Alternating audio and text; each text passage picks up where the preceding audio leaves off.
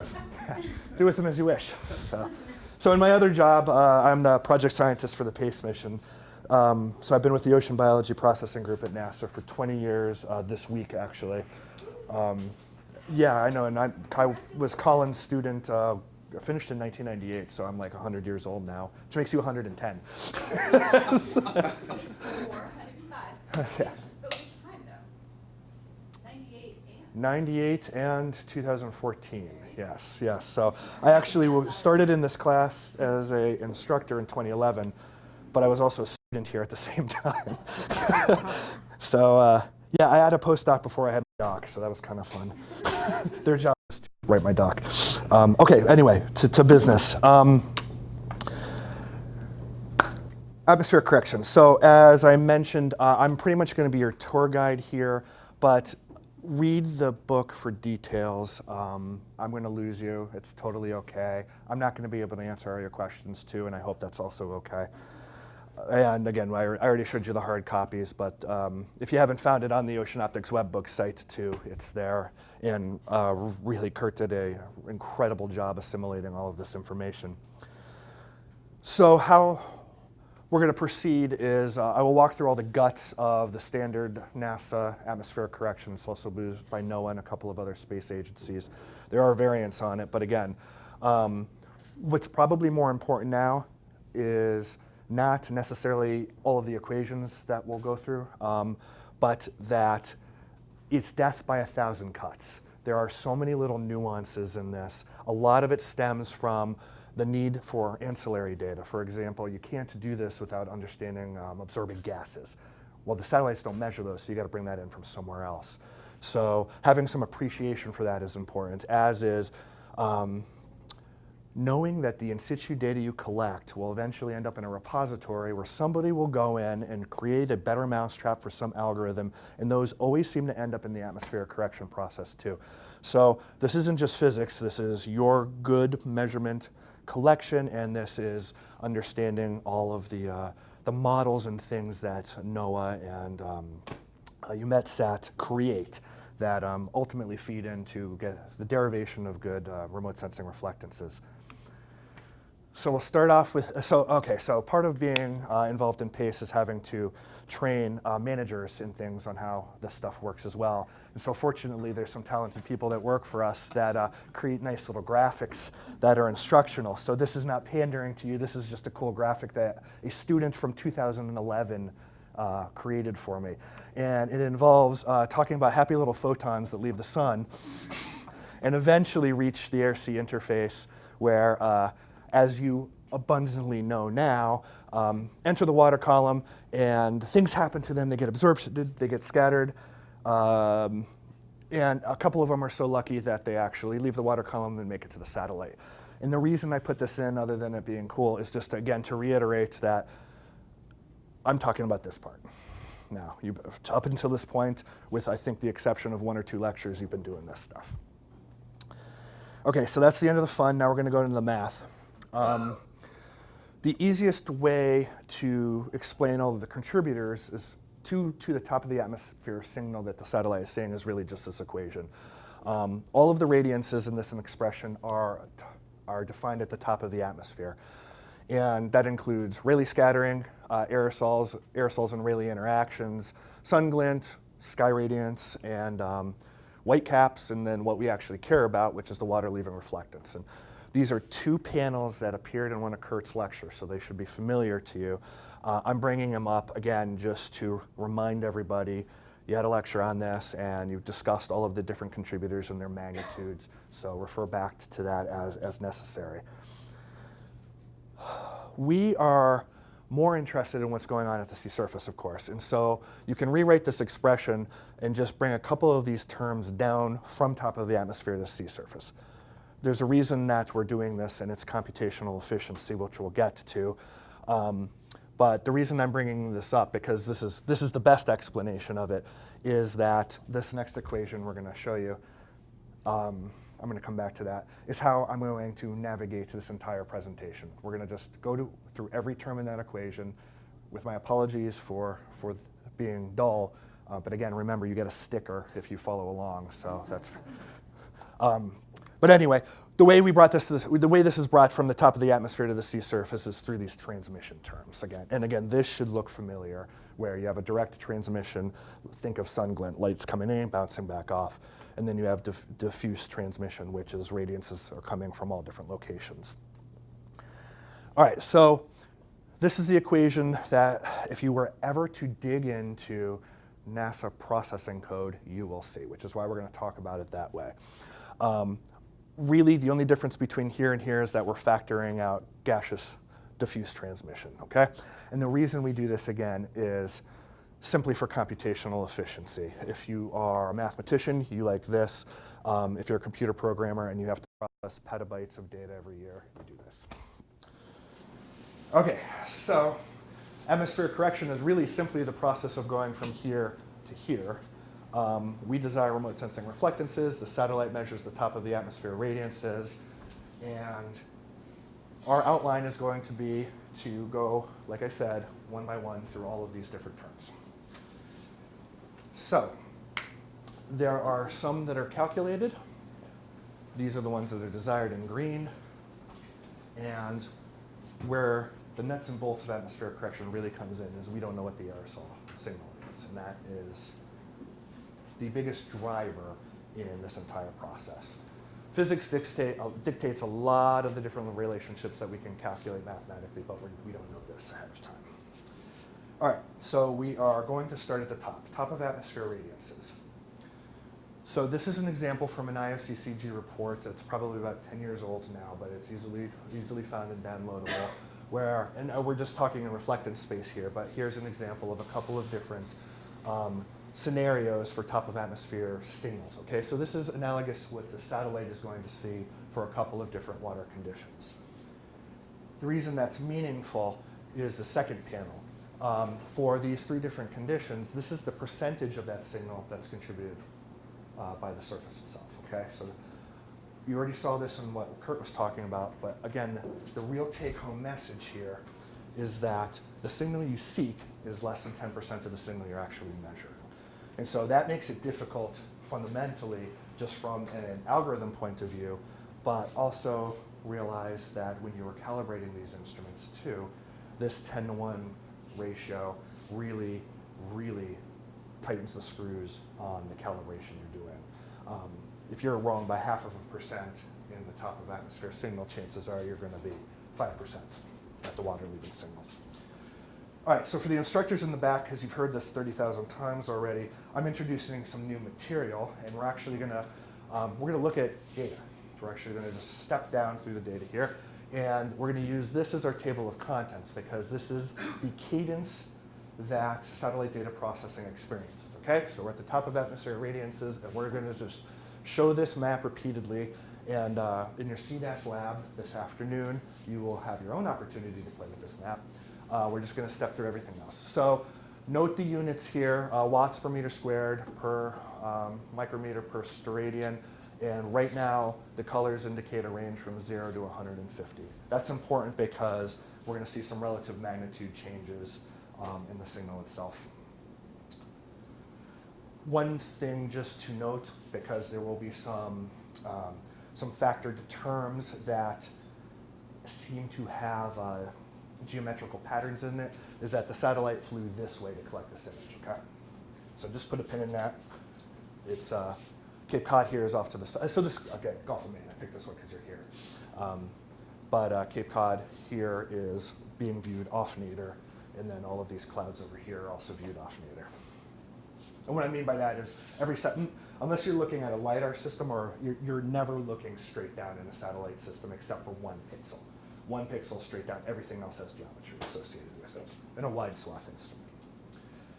All right, so we're not going to discuss the known terms. This is the solar constant. Hopefully you are here because you know what a cosine is. And this is a correction for the Earth-Sun distance. So we're just going to get those out of the way up front. And we're going to start diving into the things that we need additional information for. So let's talk about the transmittances, okay? In this case, so little t again is diffuse transmittance. The big T's are direct transmittance. The D's and the V's just indicate what's pointing at where, all right? So here's an example of three different panels that show examples of gaseous transmittances, okay? In this case, you're looking at water vapor and oxygen. In this case, you're looking at ozone. In this case, you're looking at NO2. So this, again, is the range of visible light, and here are some example bandwidths for satellites of interest. This one is CWIFs. And you can see that, for the most part, you try to position the satellite band when you're designing the instruments into places where there are windows, where you don't want to position something right here where there is a big absorption peak on one of these gases. But of course, that's inevitable with ozone and with NO2. So we need this kind of information because it's going to impact our ability to calculate a good remote sensing reflectance. This is just a height versus density plot for these two, and I'm only bringing them up to show that they're also very complicated. You know, they have a position in the atmosphere which is different. Some of them vary with latitude. And so knowledge of this is really, really critical. But it's one of the limitations of this kind of passive remote sensing is that you really can't get height information from it. But we'll talk about that tomorrow in our satellite design lecture. But more importantly for your understanding of how this goes is that you have to find the gas transmittance from something. So here's an example for ozone. The expression for transmittance never really changes throughout all the math in the atmospheric correction scheme. You need to find an optical depth. You put in some angular factors and you come up with the answer. So what we're really seeking is this term. And in this case, we calculate it using a lookup table, which is the spectral, basically dimensionless spectral shape of absorption for the particular gas. And then you need the concentration. And the concentration in this case is coming from another satellite. Okay? So the reason I'm bringing this up is we're slurping in a lot of different information from a lot of different places simply to get to transmission factors, okay? So these lookup tables typically don't change. They're packaged with the software. This has to come from somewhere. And so one of our exercises this afternoon will be to create a couple of different versions of the same level 2 satellite file. One where you're using a climatology for all of your gases, and one where you're using the actual data, just to get a sense for how they change. Okay, and again, most transmittances are calculated in this manner. So before we leave that, kind of building on the point that I just made, all ancillary data are not created equal. And this is just one example, again, for ozone, where here are 3 different sources. And so it's a consumer market. You know, you can find this, you know, a couple of different places, but you need to understand that it's going to change your final answer. And so you think about all the instruments that you're designing, you're thinking about all the algorithms on the ground that you're working really, really hard on, and you're writing your papers and your dissertations. And what I really mean by the death of a thousand cuts here is that you're never thinking about what ozone product you're using, but ozone absorption is really strong at 555. So if you're using CWIFs or 560, if you're using Maris, your choice in ozone actually matters. And it kind of sucks, but it's the world we live in. So small differences in ancillary data can lead to big differences in your products. Now, all that said, it's not really the end of the world. And so here's the same image where we're correcting for gas absorption. And on the top here, you have gaseous transmittance in the direction of the sensor, and then you have gaseous transmittance in direction of the sun. And what I really want to draw your attention to, again, is the scale in the color bar here. We're looking at a fraction of a percent. Doesn't vary much here, but again, note that the satellite is going up this way, and so as it looks off from the side, the transmittance change. So, you know, again, some of these magnitudes are important, some of them are not. But I'm showing you everything here at 443, so we're going to do everything at 443, which is here, where there's a nice little window. But again, if you're interested in a green band, the contribution of the gas, in this case ozone, is going to be much more significant. It's Jeremy. Yep. Oh, sorry. Oh, no, just what's the difference between the top and bottom? This and this? Yeah. So they're both gaseous transmittance, but it's 2 different paths. So this is from the sun to Earth. This is from Earth to the satellite. That's it. So sunlight coming down, you know, there's not a big geometrical effect. But then the direction going back to the satellite, there's a transmittance as well, which has to do with the view angle of the satellite itself. Does that make sense? And then my actual question is when you show the next graph, the one, just pop the graph back up, yeah. So not only is there a big effect at 555, but between 555 and 600, when you think hyperspectrally, that's a really interesting shape because that shape is something that we might think of as impacting what might be an absorption spectrum by a pigment for photoplankton, right? So anything that has spectral shapes or vibrational levels in its absorption is going to, could play in, if you've done it incorrectly, could play into your interpretation of the spectral variability of reflectance. So always keep, as he shows this, always keep those spectral features in mind because people are going after phytoplankton. Be careful. Yeah. This is the graphical representation of what I was trying to say, is you have transmission in two different directions. The photons are coming in, and then the photons are going out. So this top panel represents this, and the bottom panel represents that. Okay. Sorry, which abbreviation TGV and TGS corresponds to which one of those? Oh, I'm sorry. V is here, and S is here. Viewing versus solar. Yeah. Is there a time lag between viewing and measuring? Like solar and viewing? Is there a time difference? Yeah. No.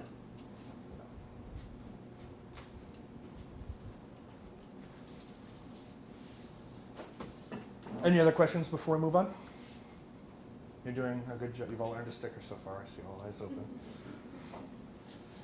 All right, we're not going to belabor polarization sensitivity all that much, other than to say it is actually a thing, and we'll talk about this again tomorrow when we talk more about satellite design here. But there is a correction factor for that has to go in place. Jumping ahead really quickly here, there are instruments. So this is not a polarimeter. We are not interested in this signal. This is a confounding nuisance, frankly. And so there are satellite instruments that are designed that actually have scramblers on them. Now, if you're a polarimeter, you want this. These satellites do not measure polarization state, so this is, again, a nuisance. MODIS does not have a descrambler on it. And so what happens is that before you launch the satellite, you spend a lot of time in the laboratory actually measuring polarization response. The reason that this is important is that Rayleigh scattering and other transmittances all have a polarization state associated with them. So if you don't understand how your instrument responds to that, then you are getting a signal that you're not properly interpreting. And so this is for MODIS. And really all it is they model polarization state, or basically they model how the instrument will respond to polarized light in the atmosphere. That's all. So the correction is, again, not very big, but you can see it actually has a spatial variability associated with it. So this is also the first chance you'll get to see that this satellite is very stripy. And again, we'll get into why stripes might be your friend, might not be your friend, they're never your friend. But tomorrow when we talk about it. There is a lot of work that fed into this. It started with Howard Gordon, and then interestingly enough, the software designers for MODIS did not apply it correctly, so there's another paper that describes how to fix that. But if you're really, really interested in this characterization and the modeling and the empiricism and radiative transfer that went into the correction itself, I'll refer you to those. Any questions? All right, onward. Foam and white caps, rare or LF. So here is where some empiricism starts to find its way into the atmospheric correction process. So this is from Stramska and Patelsky, 2003, and it is observed wind speed as a function of observed fractional coverage of white caps. Okay? And so what this plot is basically telling you that is there's a relationship between how fast the wind is blowing and how much coverage of white caps you might expect to find. And it's for two different developed states that we don't need to belabor. But this relationship is actually used in our correction. So again, this is fractional coverage. You have to relate fractional coverage into a reflectance term. So that they're using I am using a singular value from a 1984 paper where the range was 11 to 33%. We're picking 22.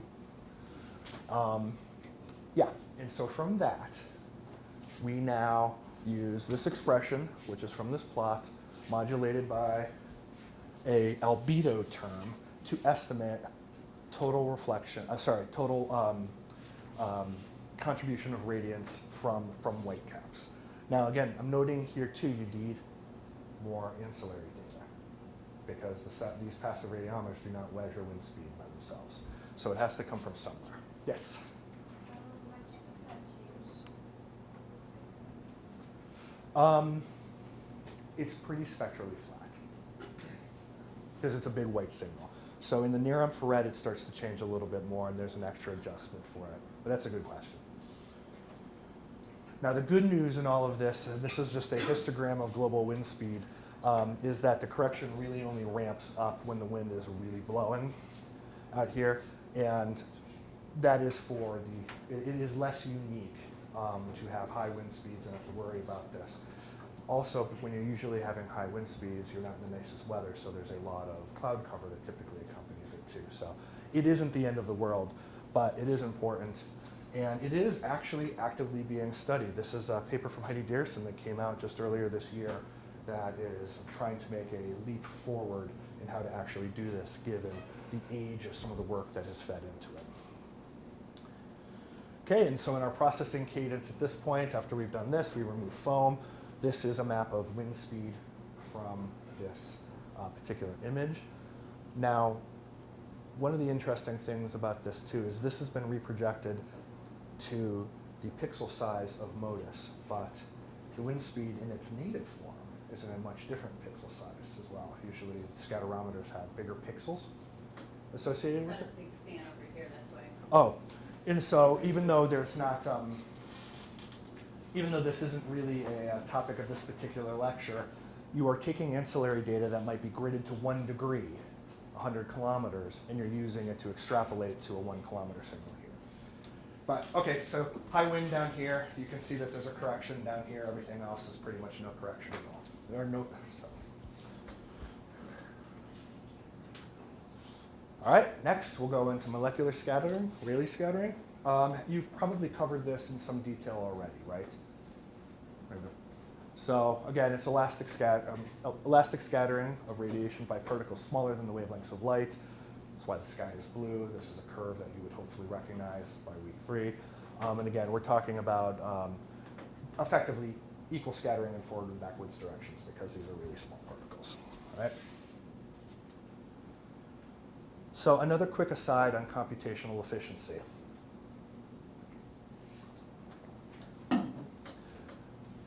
So the top of the atmosphere Rayleigh signal is really what we want again, but that takes into effect the diffuse transmittance is polarization because again, this is polarized light in this part of the spectrum. And so we factor this out and develop a lookup table computed using a standard atmosphere with the non-absorbing gases accounted for. The transmittances, as we've already discussed, are calculated separately. And the reason for doing this is that if you were to take the full-blown radiative transfer approach, this calculation is such a deep function of these other gases, it would take a significant amount of time to actually run the simulations to do this. Now maybe that's changing with GPUs and other gaming computers, but again, just if you were ever to go into guts of the code, you're going to see these lookup tables as opposed to actually doing the full vector radiative transfer calculations. Now there's a lot of progress in doing those coupled things, but there's a reason for this being broken down. And I know it's deep down a rabbit hole that you probably don't care about, but again, if even one of you ends up looking at the code, it's useful to know this. Any questions on that? All right, so we can do a pretty exact calculation of this. Of course, it's made challenging because you don't have a flat black ocean. You have structure and it's reflective. But you retrieve values from the lookup table. The things that are important in navigating the lookup table are knowledge of your geometry, which we have, wind speed, which we've already used, and then atmospheric pressure. And so in this case, there's another piece of ancillary information that we have to bring in, okay? So this is just an example of one particular pressure map. But you want, again, to be as accurate as possible because this Rayleigh signal, which is this red line here, can be 50 to 90% of the total signal that you're pulling out, okay? And it has, of course, some spectral implications there as well.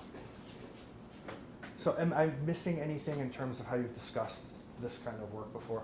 So, no? Okay. So going into the processing cadence again, this is our original top of the atmosphere signal with some minor corrections. You take away the Rayleigh radiances, and the reason I'm making this map is to show you how much of the signal it actually is contributing. This scale is from 0 to 150. This is from 30 to 60. But the geometry is clear. And then when you subtract the two, you're basically Why taking. is the geometry decreasing as you head towards land? Is that because the angle? Like as you get. Oh, how is it narrowing? Yes. I expect that's a function of time of day. Okay. And a sun angle Mhm. as the sun Sorry, is time- moving. sun angle sun because of angle, time of and day. so you're getting okay. Yeah. Yes. Is the radius pattern constant throughout the this? Constant all day? Throughout the whole year? Oh, no. No, it's not, because atmospheric pressure is going to change. And so so basically the lookup table is invariant. It's just a lookup table, but it's modulated by changes in atmospheric pressure. And so that is going to change with season. So it's not a constant that we can subtract all the time. You use the atmospheric pressure for density calculation? Effectively, yeah. Yeah, it's a proxy to get to like how many molecules are actually in the atmosphere, which is, yeah, so exactly right. Is there a correction for the fact that the atmospheric pressure between high and low might have different amounts of no, never mind. I was thinking different gas composition. The non-absorbing gases are Right. accounted for in there too as well, But not water. but not water. The only time water really comes in is for the aerosol designation that's because the good. particles will swell. That too. All right, so you have your signal, you subtract a lot of signal away from this, you're left with that. I'm just going to, this is exactly the same as this, I just collapsed the color bar for your frame of reference. Now we're running from 0 to 20, and I just went ahead and got rid of all of the clouds here too. But this is starting, hopefully, to look like something you've seen before if you've done any kind of work with satellite imagery. All right, so an aside about sun glint here. Now there are, I will confess that there are some people in the ocean color community that like sun glint. I am not one of them. But if you've been on an airplane or anything, you can see with your eyes why you're not seeing ocean color through this, and it manifests itself in true color imagery to look like this some way. So we will discuss this a little bit more tomorrow, but my quick aside here is that if we know that the satellite can't see through sun glint, what do we do about that? And the most effective way to get around this is to tilt your instrument. And so CWIFs and CZCFs are backward looking. Well, so in an ascending orbit, you look backwards, and then you get to the subsolar point and you flip it forwards. Okay? And if you don't do that, if you're an instrument like MODIS, this is just one example swath, anything that's in this dark blue here is absolutely unusable data. But if you do this tilt maneuver, this area actually collapses a little bit. So in real data, it looks like this. This is exactly the same day. A MODIS scene versus a CWIF scene, ascending through the Pacific here, descending from the Pacific. So Alaska's up at the top. You can see where the instrument tilts, but notice how much smaller that glint pattern is.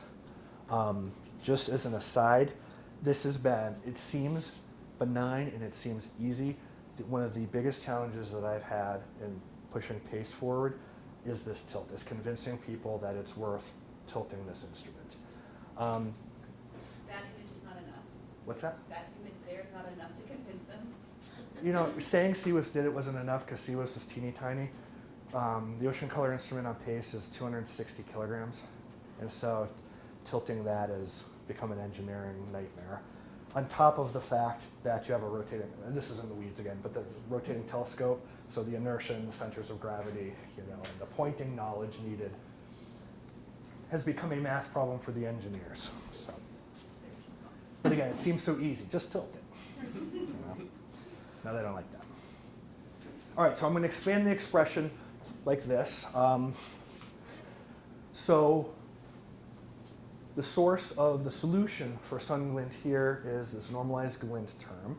This comes from a 1954 paper where there is estimated contribution of glint as a function of wind speed across different sensor viewing geometries. So again, we need wind speed for this. And again, we're using something that has been around for a long time. So you calculate that, you calculate your direct transmittances based on geometry, and do we now need a couple of tau terms here, one for aerosols and one for Rayleigh. So this is optical depth. Now we've already done our Rayleigh calculation, so we know this one. We have not yet done our aerosol, so we don't know this one yet. And so there's an iteration involved, in which case you take a guess, you solve for aerosol optical thickness, and then you iterate and try to get more accurate values once they converge, which is usually two or three iterations it actually converges. But again, there is, for the third time, death by 1,000 cuts in doing this process here, where you also. Two questions. Yeah. One is something to take into account wind direction, or not? Because we know that it's. This does not. This does not. And with the iteration, do you do it pixel by pixel, or Yes. do you do, so each pixel is that you do its own atmospheric correction? This is a little baby atmospheric correction, yeah. This is wind speed again. This is the contribution of glint down here. Again, it's a little offset, but because again, remember there are clouds here. But this high wind, this high wind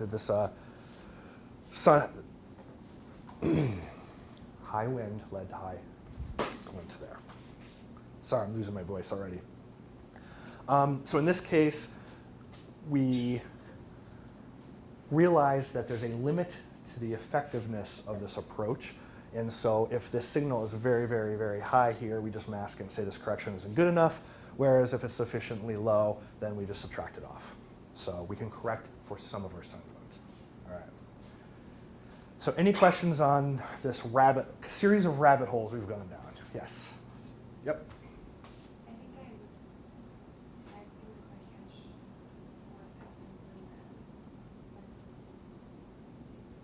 when Oh, sure.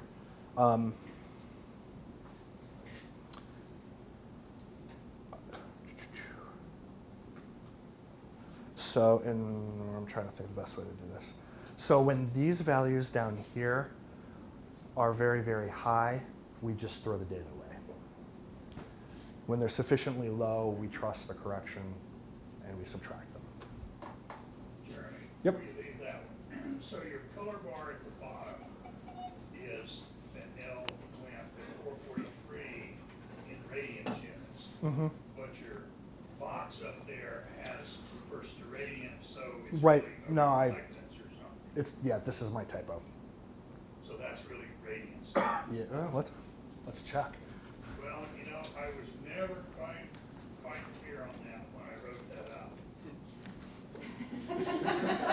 Yeah. I mean, you guys didn't hear that really, but I remember going back and forth with Yeah. Brian or whoever it was on what the units were really there. Right. So it's saying T times LG, right? Is that, Yeah, it's calculating the direct TLG. transmittance as well, too.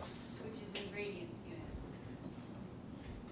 And the LGN looks like it's, So that looks like it's, this is from CBAS in radiance units, which means Right. I've mislabeled but this that correction. suggests that you're throwing away a lot, right? It's only the purple that you're not throwing away. If it's 005 on that color bar scale, my Yes. question is when are you masking the TLG or are you masking LG? Are we masking the TLG? We're So masking.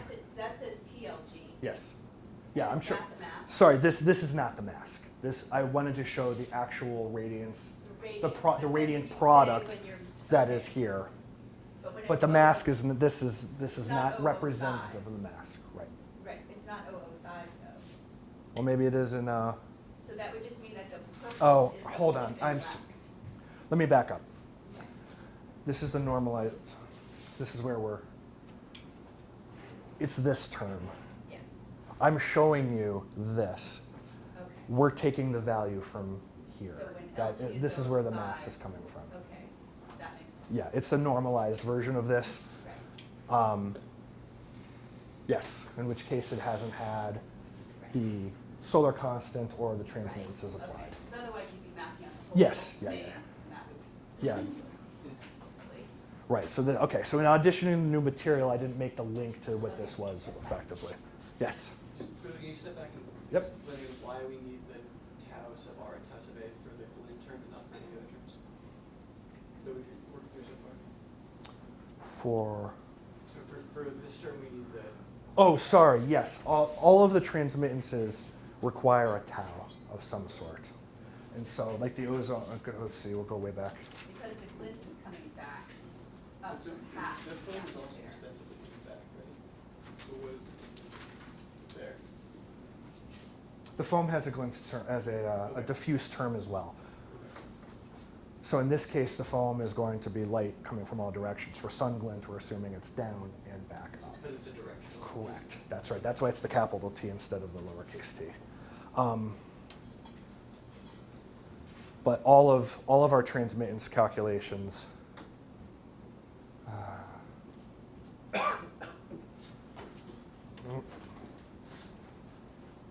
All of our transmittance calculations do require a tau of some sort. Okay, they have required to have an aerosol tau. They have not required an aerosol tau yet. Yeah, because in this case, you're talking about the sunlight actually penetrating through the air. In the case of ozone, for example, all we're interested in is understanding its particular contribution to this. But since this is the sunlight coming down, the aerosol is playing a factor in those photons hitting the glint area and then bouncing, creating the glint and then bouncing back. Am I making sense? Yeah. Okay. I don't feel like I am.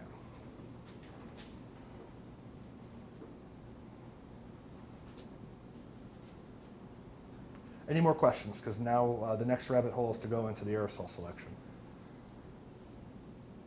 All right. Okay, so aerosol selection is driven by a series of lookup tables. Okay. The lookup table generation begins with characterization of particle size distributions and indices of refraction. And so giving those two things, as you've probably already figured out through the course of the first 2 weeks, you can compute, using me theory, a scattering phase function, Singer scattering albedo, and a coefficient of extinction. Have you done the ME-Lab yet? Yeah, okay, so this should all be familiar, good. All right, so we can get an aerosol optical thickness from that information as well. And now, this is all of the information that is included in a singular aerosol lookup table. All of this. So an aerosol table is defined by its scattering phase function, its single scattering albedo, and this optical thickness. And you navigate these tables using solar and satellite viewing geometries. So diving into it a little bit, this is from paper by Zia Ahmad that describes how he created all of these distributions that we need. Between us, it comes from AeroNet, which is the Aerosol Robotic Network. Anybody familiar with that? It doesn't matter. It's a global network of aerosol observations. So that's where the real data is coming from. But you define every aerosol as a combined distribution of fine particles and coarse particles. That's just a size representation. And then they are all modulated by a relative humidity, okay, which just makes the particles swell or contract. Bringing this up because, again, it requires ancillary data. So in the end, there are 80 aerosol tables built from these measurements from AeroNet, which I told you about, representing 10 different versions of these particle size distributions and 8 relative humidities for each of them. All right? So here's some terminology. We define angstrom coefficient here, which is just the ratio of 2 different optical thicknesses, so it's basically the slope. But as you've seen before, even as you discussed this morning, that is a good indicator of particle size. This is the important term in atmospheric correction as I'm presenting it here. It's epsilon. It is the ratio of aerosol reflectances at these 2 near-infrared bands. All right? And this is just to give you an example of what this ratio looks like for varying different kinds of aerosol models, okay? So each of these just represents what a different model might look like, all right? Okay, so at this point, I'm telling you this is the driving term. Do we know what those values are yet?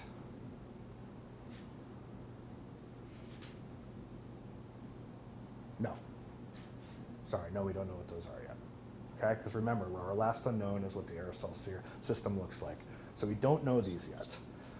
Enter the world-renowned black pixel assumption. Now, frankly, I made a joke. This was a brilliant idea, absolutely groundbreaking to come up with this. And what it basically is saying is that in the open ocean, those two NIR bands have no signal whatsoever. It's a black ocean. There's no light coming out near-infrared radiances out of the open ocean. And so if we zero out this term, we implicitly know this term because we've solved for everything else, as we've already discussed. And this is, I mean, it sounds simple, but it's really, really, really clever. It was groundbreaking. But how good do you think that assumption actually is? Okay. Any thoughts on that? You haven't been out in the field yet, but you've done enough lab work. All right, we'll come back to that. I think you're losing your sticker, though. All right. Anyway, all right, we'll come back to that ad nauseum.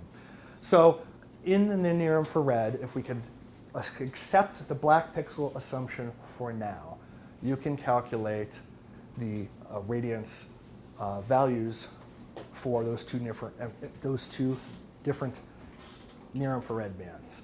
Okay, so in this case, I know that I showed you a combined term, but we're just going to combine it into one term for now because it's a lot easier to discuss, and it goes down a much, much deeper rabbit hole about single versus multiple scattering. But in this case, you take the 10 aerosol tables that most closely match your observed humidity. Okay, so you've now gone from 80 tables to 10 tables. And then you calculate this epsilon value. Again, remember, it's the ratio for all 10 of those table values. And so it might look something like this, where these different colors all represent aerosol radiances from these 10 models. Okay, now remember, we're looking at these 2 bands here. Put simply is, you find where your measured ratio falls within these 10 tables down in this part of the spectrum. You do an iteration to throw outliers away. You do some averaging and massaging, but ultimately what that process does is collapse these 10 curves into the singular curve that now represents your spectral aerosol absorption. Okay? From that, you just subtract it off. You calculate through your epsilon ratio and your knowledge, your perfect knowledge of navigating all these tables into aerosol radiance across all bands, and there's a final subtraction. Have you noticed when you've done some of your IOP measurements that your totals have less uncertainty than all of the different subcomponents? Like when you're looking at total absorption versus phytoplankton absorption and detrital absorption. The same is true here. So this is one of the things that kind of drives our atmospheric friends nuts. This process is actually very clever and brilliant, despite its simplicity, and we do get a very, very good aerosol estimate, or aerosol radiance estimate. If you break it down into the epsilon values, which is the slope, and the tau values, they're not so good. So these instruments aren't really spectacular at getting to optical thickness of aerosols, but they're really good at getting the total radiance signal. And this is just, I was bringing up the IOP analogy again, saying sometimes the whole is more important than the various pieces. But anyway, that's just a little aside. Okay. You're saying the errors in each term are larger than the sum error. Yes, And so I'm it's saying like it. an underestimate in one and an overestimate in the other get you the right answer for the wrong reasons. Yes, these can be bit buckets. If they're not Yes. great, that's fine as long as this is good. Exactly. This is good. So I was just trying to reach out with an analogy of something you may have laid hands on already. All right, so let's go back to the black pixel assumption. So this is a remote sensing reflectance spectra collected somewhere near Bermuda. Okay, and in which case if you blow up here, yeah, the assumption is actually, is pretty darn good. But if you move into Chesapeake Bay, or in this case, the Mariscata River, suddenly there are meaningful signals in this part where suddenly this assumption maybe isn't as good as we need it to be. All right, so that's easy for me to say. Let's apply it to real data here. So this is a satellite CWIFS time series in Chesapeake Bay. Here is a histogram of remote sensing reflectance, 412 and 443. And as you can see, these values aren't very good because most of them are negative. All right, and this gray distribution is chlorophyll measured in the field, and then the blue is the distribution of the satellite retrievals, and you can see your negative radiance is propagated into crappy geophysical products. All right, and this is just a monthly time series where you can see basically the same thing. Every little blip in this curve is just another monthly value, but again, I think this speaks for itself. The assumption of black pixel does not work everywhere. All right, so what do you do about that? This is it's old, but it's a list of all of the different approaches that people have tried to come up with, at least at the time, to overcome this assumption, okay? And you can do that by either just saying, I know what the atmosphere looks like, or you can try to move to longer wavelengths where maybe this assumption is more valid. There are shortwave infrared wavelengths on MODIS that have been used for this. Or you can try to model away NIR reflectances, and there's been a lot of work towards that. And so our processing right now uses one of these models. Of course, this now requires field data, so we'll get back to that. But again, if you do the bio-optical model that we're currently using now, you can see the fidelity of the remote sensing reflectance is improved. There's still some negatives, but they all got positive, and the chlorophyll retrievals actually really match field data well now too. But let's talk about this bio-optical model, because I'm sure some of you at some point in your careers will get into this kind of modeling. And I'm not passing judgment on this. I'm just curious, as you sit and distill it overnight, whether this is something that you would explicitly trust everywhere. All right, so again, it's an iteration. So the initial remote sensing reflectance value at 670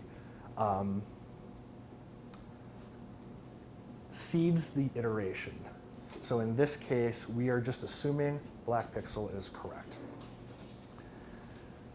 What we're going to try to do is take that initial value for remote sensing reflectance at that red band and derive its absorption and scattering components. So this is a figure that is chlorophyll relative to total non-water absorption, okay? Which normally you would say you should never relate, but again, we're doing this in a near infrared band where absorption by water is really, really high, okay? So in this case, we have an initial guess of chlorophyll using what we know is a bad assumption, but from that, we come up with a first guess at that value. Again, this is field data. And then if we know that, then knowing this equation, we can calculate this, we've just modeled this, we've measured this, we can solve for backscattering at that red wavelength.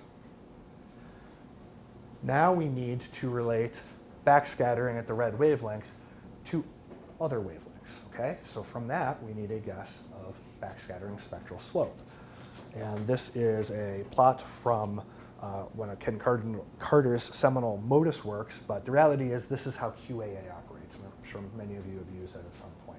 But you're taking a band ratio and estimating backscattering spectral slope using empirical relationships that often look something like this.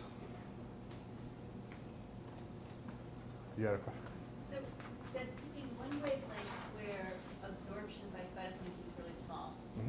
dominated by backscattering, by but then it's also, it's moving it to 443 where absorption by phytoplankton is really strong and backscattering is less than it would be because of absorption. So. This calculation? So the slope is being differently driven in two different bands. One where absorption is clearly, if you put it to 400 where there was no absorption by phytoplankton, that would be a more robust backscattering slope, maybe? If we had a 400 band? Huh? If we had a 400 band? Yeah, right. Yeah. Or even 410. Yep. Yeah, but we don't have any gradients at 410. And there is this implicit distrust of blue wavelengths still Right. because of Because of early that. CWIFs where they were not measured well. So I'm not defending this, I'm just showing you. Note also, this is a ratio used in chlorophyll measurements, so you're kind of assuming that your total backscattering slope covaries with chlorophyll as well. All right, nevertheless, if you trust that, you know your spectral slope, then you can take your backscattering measurement at 670 and calculate a backscatter at 765. Then you can reconstruct remote sensing reflecteds to 765 using this expression. Again, we calculate this. In this case, there's no point in using anything but water because that's a huge, huge number. And then we repeat the process until we have convinced ourselves that we've accurately modeled RRS at 765. If you've done that, you can subtract it off and proceed with the black pixel assumption. All right? This is a general map of where this is applied. So we don't do this correction whatsoever when chlorophyll is less than 0.3 micrograms per cubic meter, fully applied when it's greater than 0.7, and then it's a weighted blend in between. And so the gray here is where this is never applied, and anything that you see in white is where the correction is applied at some level. All right? So again, I know that this is a lecture that's going way down into a lot of rabbit holes, but the measurements you collect feed into these kinds of algorithms. These kinds of algorithms end up influencing the satellite-derived product that we can or have so near and dear to our hearts. I only showed you the most conventional atmospheric correction aerosol scheme. This is just a note that there have been others that are either recently published or have been around for a couple of years and operate in different ways. It's not a huge consumer's market, but you have options. Just highlight, I picked these because they're very different from one another. This first one continues with the same approach we described, but instead of using two wavelengths, it uses many, many wavelengths. But they did some very nice math that get away from an assumption of single scattering, which we didn't talk about, but that's a nice achievement.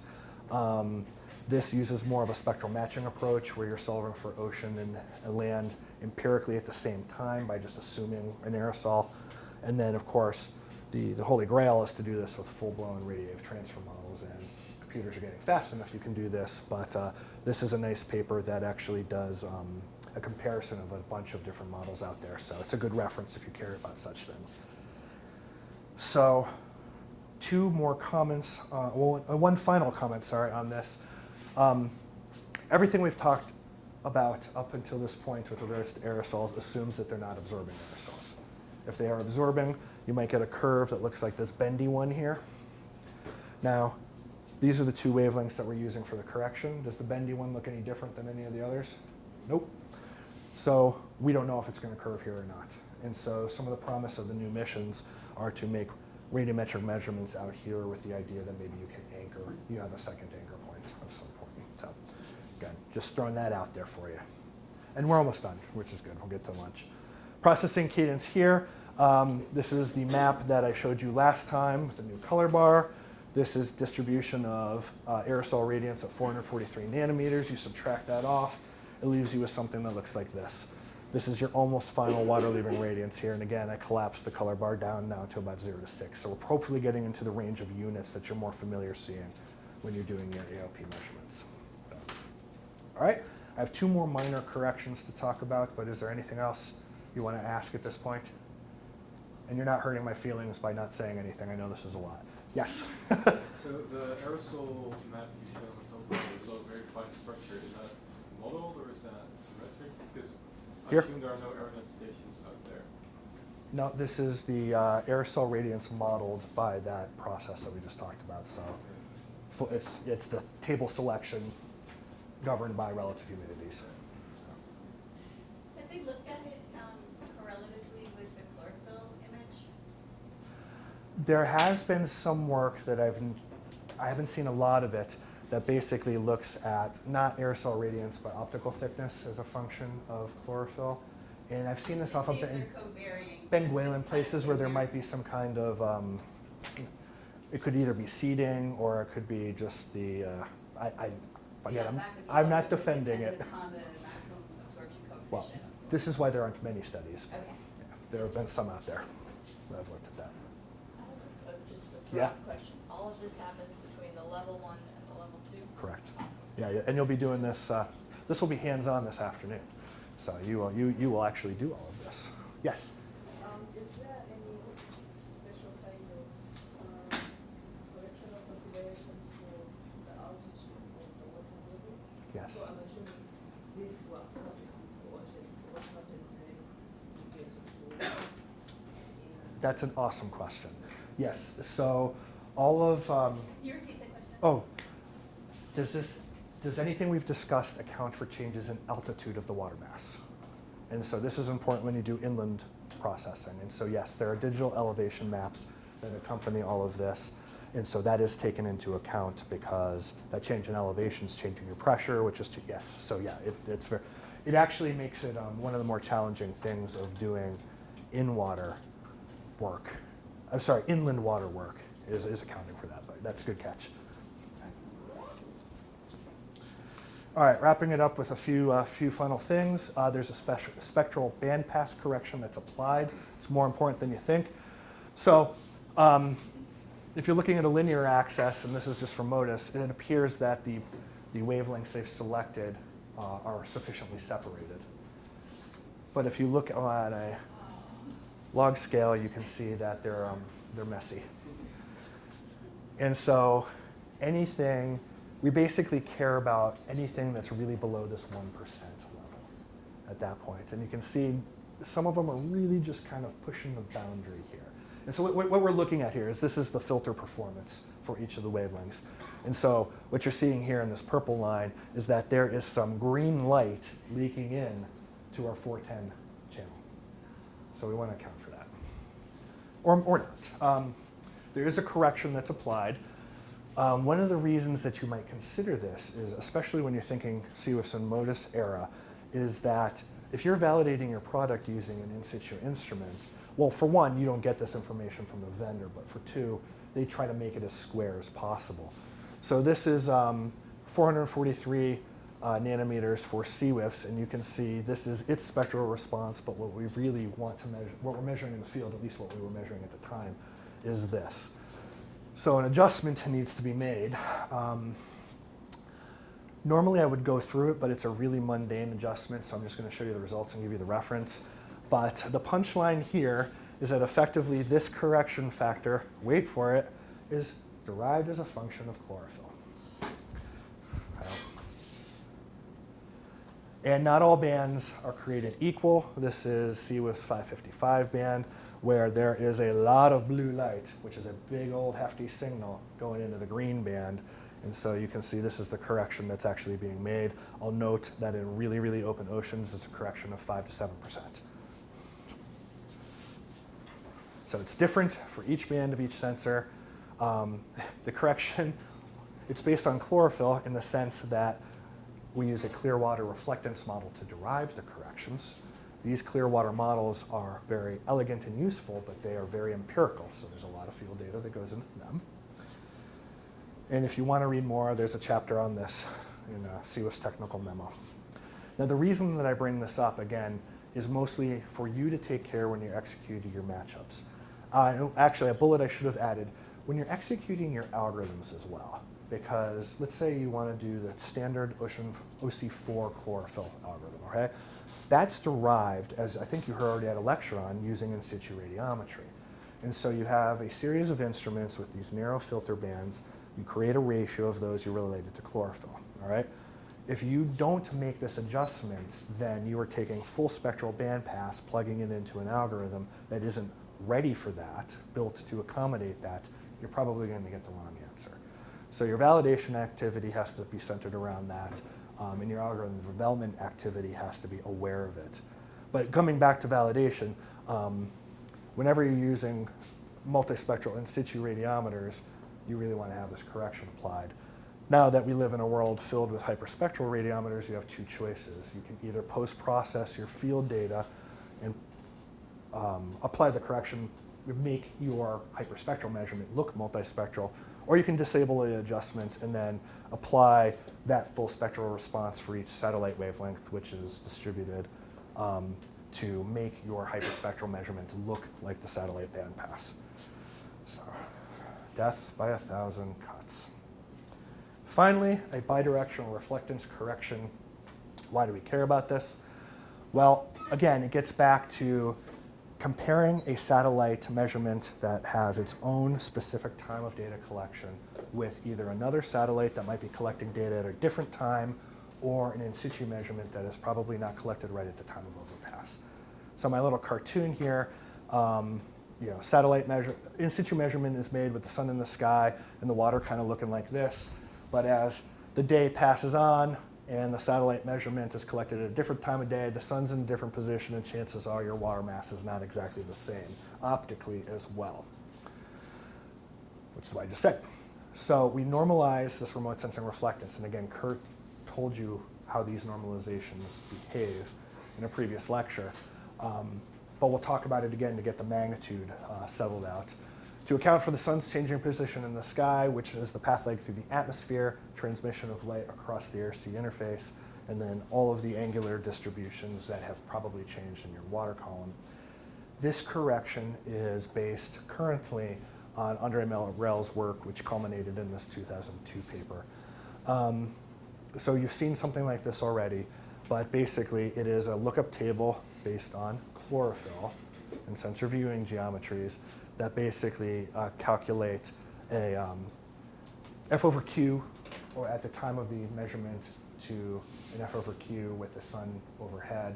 You normalize the sun overhead. If you do this for both satellites or both your field data and your satellite, then you're more apples to apples than you were before. So Jeremy, when you're saying sun overhead, are you saying when the sun is at its local highest point in the sky, or has it moved it to later, even if we don't get later sun at this latitude and this time of year? Sorry, No, it's a really good question. I have no idea what the answer is. I think it is overhead, but I have to It is too, reread. Even though it's not, even if you don't get overhead, they Yeah. model it to overhead. Is that, we should check on that. 'Cause Yeah. That's kind of a big thing for high latitude. Just saying. If I'm understanding you, Con, you're asking, okay, so we're in Arctic, so the sun's never overhead. Well, yeah. But this ugly equation still supposedly transfers everything to what the Arctic Ocean would look like if the sun were overhead, blah, blah, blah. Yeah, Yeah, and that's what it's doing. yeah, Okay. Because that's different than your local noon. yeah. Yes, Because okay. you're trying to put the sun at the Yep. zenith Yep, for okay. Yep. common reference. That's just good to know. All right, so this is a figure from Andre's paper, and this is a figure from Kurt's TM. This is just an expression of the F term as a function of chlorophyll as expressed in the lookup tables. The reason I'm bringing it to your attention is this correction can be upwards of 20 or 30%. And this is just an example of how significantly your radiances can actually change. So think of it this way with this kind of correction. You have you have remote sensing reflectances that have come out to the bottom of the food chain to where you are right now.